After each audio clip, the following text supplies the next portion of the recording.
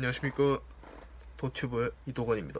오늘은 지난 29일에 있었던 한 사건에 대해 알아보려고 합니다. 3월 29일 오전 12시 15분경 대전시 동구 성남내거리에서 오토바이를 타고 가던 이모 씨를 10대 소년들이 차로 지어 죽이는 일이 발생합니다. 당시 가해자 중 한 명인 기억군은 지난 28일 밤 서울에서 대전까지 승용차를 훔쳐서 자신의 친구 7명과 함께 서울에서 대전까지 무면허로 운전하다가 당시 대전에서 오토바이를 타고 귀가 중이던 이모 씨를 치어 죽이겠습니다.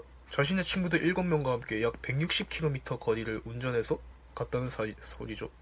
경찰은 경부고속도로 대전 나들목 인근에 설치된 수배 차량 검색 시스템 WASH를 이용해 도난 차량을 식별해서 추적하였고, 이에 가해자 중 한 명인 기억군은 도주 과정에서 사고를 낸 뒤 현장에서 300m가량 떨어진 삼성내거리에서 차량을 버리고 다시 서울로 도주하다 경찰에 붙잡히게 되었습니다. 원래 경북 김천에 살던 이모군은 올해 대전의 한 대학에 합격하여 그 근처에 자취방을 얻었으나 코로나19 사태가 심각해짐에 따라 입학식이 취소되고 개강도 연기되면서 학교 근처의 피자 가게에서 아르바이트를 했던 걸로 밝혀졌는데요. 이모군의 여자친구는 이에 자신의 SNS에 글을 하나 올립니다. 내용을 한번 확인해볼까요?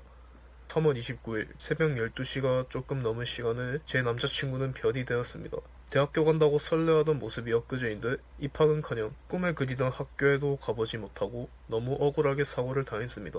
코로나 때문에 개학이 연기되자 집안에서 가장 노릇을 하던 제 남자친구는 스스로 돈을 벌기 위해 죽기 전까지도 열심히 일했습니다. 항상 자기는 사고가 나도 죽지 않는다며 누누이 걱정 끼치지 않게 얘기해주고 헬멧도 항상 꼭 착용하며 오토바이를 모는 운전하는 사람이었는데 잠깐 그 몇 초의 순간에 의해 이제는 더 이상 볼 수가 없게 되었습니다. 네, 이 뒤로는 사건에 관한 내용이 나오고요. 그 뒤에 피해자들이 경찰에서 한 진술에 대해서 나와 있습니다. 그 당시 여자아이 하나가 경찰에 잡히고 저 너무 힘들어요 라면서 말을 했다고 합니다. 어떻게 사람을 죽이고 간 상황에 여자아이는 떳떳하게 그 말을 할 수가 있을까요?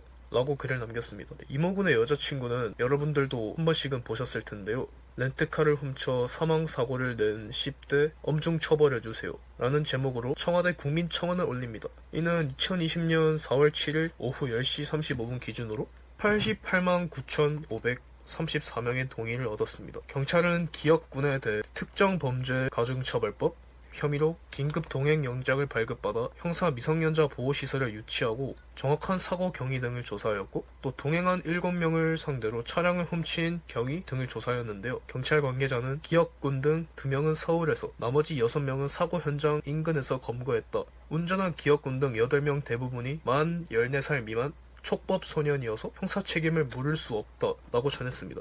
결국 운전자 기억군은 소년원에 입소했고 나머지는 끼지 않겠지만 귀가 조치된 상황입니다. 여기서 촉법소년이란 만 10세 이상 14세 미만의 형사 미성년자를 말하는데요. 촉법소년은 형사 책임 능력이 없기 때문에 형벌이 아닌 사회봉사명령이나 소년원 송치 등의 보호 처분만이 가능하다고 합니다. 촉법소년, 누구를 위한 걸까요? 최근에 제정된 민식이법을 예시로 들어보겠습니다. 민식이법을 간단하게 말하면 어린이 보호구역에서 일어나는 사고는 전부 가해자 100% 과실이다, 이런 맥락이 법인데요. 여기서 제가 궁금한 게 하나 있습니다. 만약에 기억군과 같은 촉법소년이 다시 차를 훔쳐서 사고를 낸다는 가정을 해보겠습니다. 근데 그 사고 낸 장소가 만약 어린이 보호구역이다. 그러면 이때 처벌은 어떻게 될까요? 제 생각으로는 도저히 감이 오지 않습니다. 하루빨리 촉법소년에 대한 법이 개정되고 이러한 사고를 낸 미성년자들도 성년들과 똑같은 차별되지 않은 처벌을 꼭 받았으면 좋겠습니다.